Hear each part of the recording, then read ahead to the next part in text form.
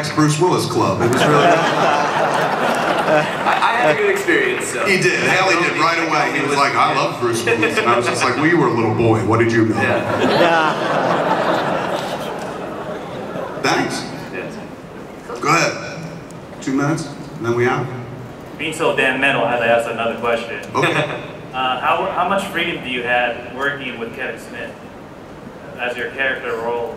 I think he mentioned earlier that Kevin is not a stickler for every word being perfect like that, but he will bring in literally 15, 20 pages of new dialogue in the morning because he watches footage every night and will get new ideas and everything. So it was not you know, the director putting pressure on you to get things right, but we were so happy with the film that we always wanted to get every word correct because Kevin has a very distinct voice. And Justin Long and I, one day when Kevin came in with 15 pages of a lot of our portion of the first half of the movie is me and Justin Long having this podcast, and there's a lot of back and forth, which is so much harder than just a block monologue memorizing. So we were in his trailer at lunch just sweating, trying to get the, you know, the rapping back and forth and everything, and we under the gun got it, and we're doing these 20-minute takes in the podcast studio. It's just a very different kind of thing to be putting on film, and I think we all came out a little sharper because of it. Totally, and Kevin is the only director I've ever worked for that says, okay, go have fun, guys. Yeah. Like, he genuinely wants you to have fun while you're acting, and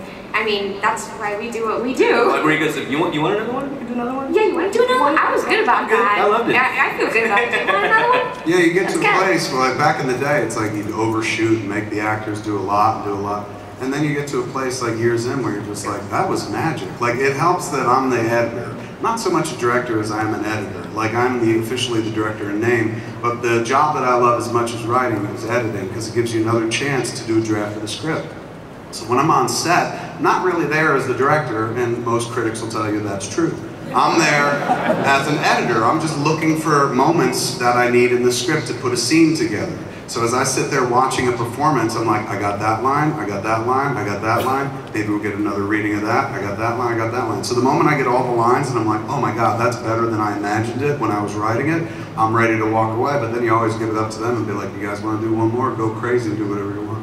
So it was fun, yeah, it was very collaborative effort across the boards, man, and it needed to be that because it was a movie that was only pushed by the volition of people going, I gotta see what this looks like. You know, everybody who was involved was like, I just want to see if this works and shit. Some people were kind of there, not rooting for failure, but like, this is going to be spectacular when it blows up, you know? But then at the end of the day, we wound up kind of doing it. It was cool.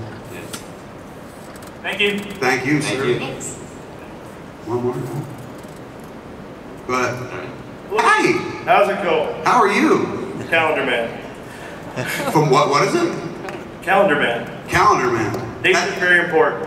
Oh, I couldn't see the writing on your head. All I saw was the comfortable orange outfit. And I was like, oh, orange is the new black. Surprisingly enough, people thought I was cosplaying as that too. Really? Yeah. That's funny. I do got the breast for it.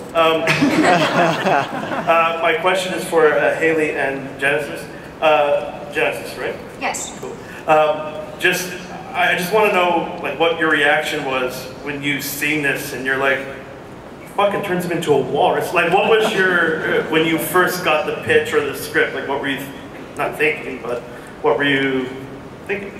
I made the mistake of reading it at 1:30 in the morning, and I couldn't go to sleep. It was just traumatizing, and I desperately wanted to be in it. So I wrote emails at like 4 o'clock, and I just kept on waking people up until he said yes. So it worked out for me. It hits this tone, you know, yes, there's, you know, butchery and a walrus and everything, but what really made me laugh and get excited was that it hits that tone where it's so disturbing you have to laugh. And we were talking in an interview earlier today where I think that what is going to inspire in the audience is the desire to inflict it on someone else. My girlfriend hates horror movies, but she had to watch it when we had a screening at Kevin's house. And it's really funny to watch people who don't like horror movies have to go through this because you like the characters, and it's very engaging, you get attached to people, and then he just stabs you in the guts. These horrible, horrible things, which is funny in a sick way. So that was my reaction. That came through even on the page. We call it the Game of Thrones approach. We let you fall in love with a character and we fucking kill him and turn him into a walrus or something like that. Well, We got one character in the movie who's always like, Hodor. because dates are very important to me. Yes. When do we get to see it again? Oh, what a beautiful opening. September 19th, man. It's in theaters everywhere. Awesome. We're wrapping this up, man, for this evening, ladies and gentlemen. But before we go, number one, I just want to thank you all for being here. There's that moment right before I come out where I'm like, nobody's going to be here this year. And it's always nice to see people here, man. Thank you for doing that. Thanks for always being supportive of every dopey thing that I do. Thank these kids for fucking helping me. And before we go, as we go, can we play the trailer one more time as we go out? All right, one more time, ladies and gentlemen. Check out Tusk. Thanks for being here. Enjoy Comic-Con 2014.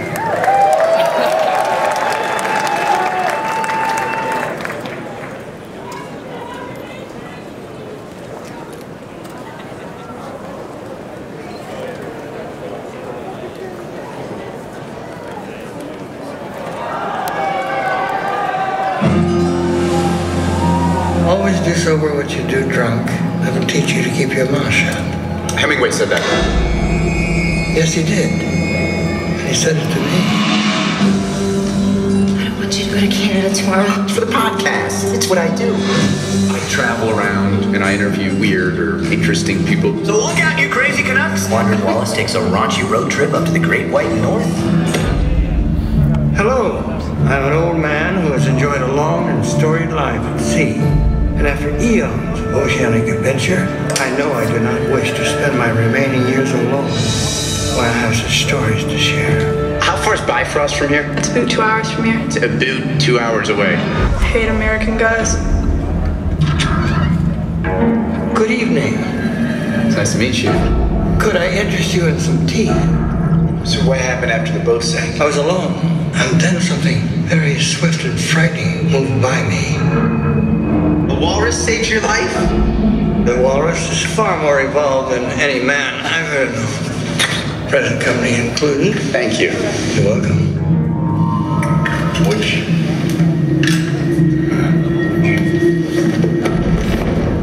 There. It'll be all right, Mr. Tusk.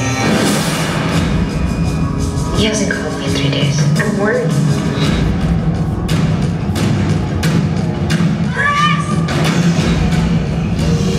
Why are you doing this? Are you really mourning your humanity? I don't understand. Who in the hell would want to be human?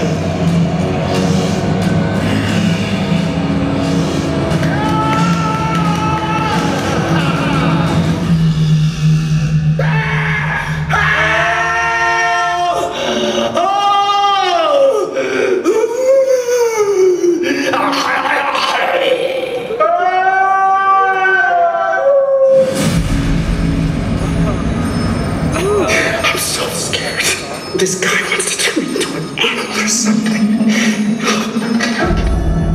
I don't want to die in Canada.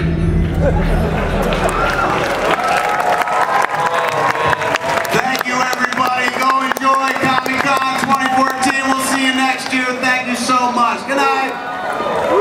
Ladies and gentlemen, let's hear it once again for our special guest.